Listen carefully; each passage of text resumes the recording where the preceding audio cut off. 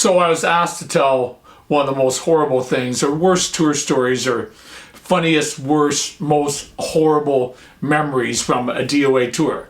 So I thought back to 1984 as the very first time D.O.A. went to Europe to do a full-on tour.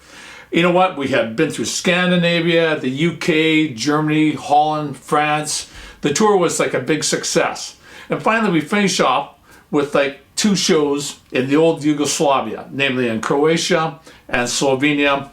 And they were going to finish off with the first big hardcore show in northern Italy in Milano at Leon Cavallo Central Social.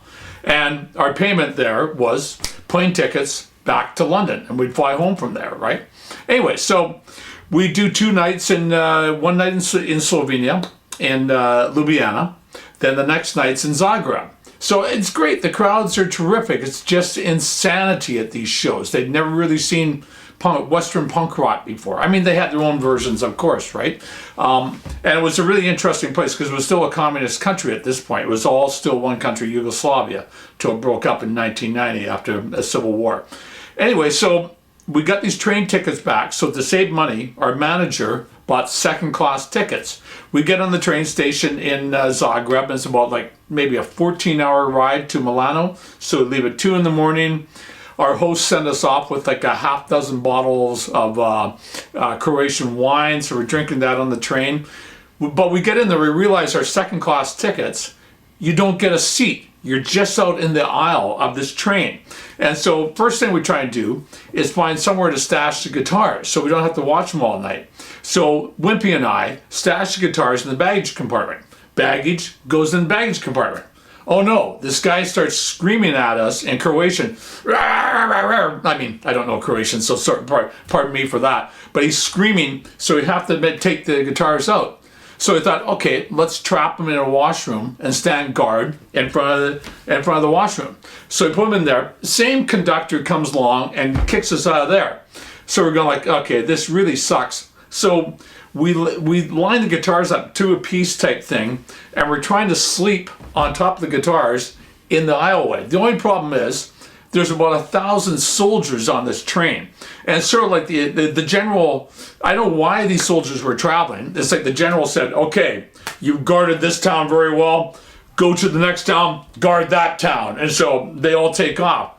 So we're bumping into these soldiers, and the train, you know, Yugoslavia, Croatia, Slovenia is very mountainous. So the train's going round and round and round. So every time you're lying on this guitar case, like on edge, like, and you take a turn the wrong way, you fall off into the aisle, and some soldier steps on you. So anyways, we're going, you know, it was all fun and games for about the first hour and a half. Then by about 4 in the morning, go like, wow, are we ever tired? We've been touring for 2 months. So we're like, Jesus, we need a train car, like a seating place, right? So me and the sound man, Ian, go looking for one. And we come across this compartment. There's 6 empty seats. And there's a sign written in Croatian, like, I don't know what it says. And I go, Ian says, well, I think we should go in here. And I said, but Ian, what does that sign say? And he says, I don't know, it probably says fuck off or something like that. And I go, well, I don't know. So all of a sudden he grabs the handle of the compartment and goes, he busts the thing open. So 6 of us fly in there. We're going like, we've got the guitars, we're in there, this is great. We we sit down, I think we're all asleep within about 5 minutes. We're only on there for about 10 minutes and we feel the train stopping. And we've gotten to the Yugoslavian border, like the frontier with Italy. And we're going like, what's up? And so we're kind of half asleep. And I look up, the door of our compartment opens, and there's 5 guys with big blue jackets, big blue hats, with big red stars on top of it. And we're going like, not very good. So the way the head guy cop wakes us up, this is what they're like Yugoslavian cops, they go and they backhand us across the face like, wah. We get all 6 of us. Our drummer, after he gets slapped in the face, goes, wait a minute, I'm an American. So the guy goes, wah, slaps him twice more. We're talking back to him.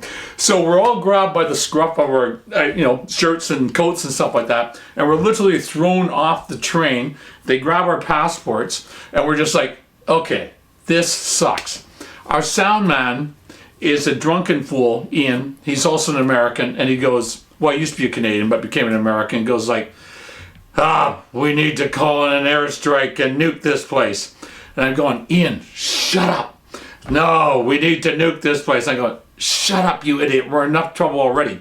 See, what I'm envisioning here is that jail's not necessarily the most comfortable place, but I'm imagining that a Yugoslavian jail cell is probably really uncomfortable. So anyways, these guys hold us up. These cops are like really angry with us. The conductor comes down and explains that, look, they didn't have second class, they had second class tickets. When I asked them for first class tickets, they just laughed at me and fell back to sleep. So in turn, our manager, he ends up paying the difference between the second and first class seats. We're going, okay, great. So after about 20 minutes, they give us back our passports. We escape going to jail. It's all cool. We get back on the train, go, oh, let's get our seats back.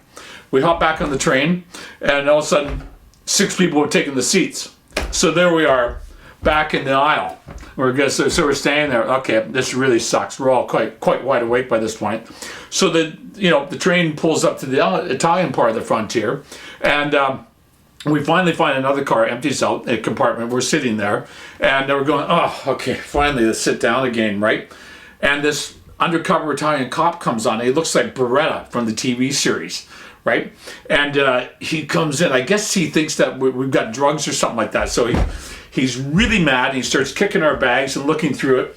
And then he screams, passports, passports, like every cop does in Europe. Passports, passports. That's all they know how to do.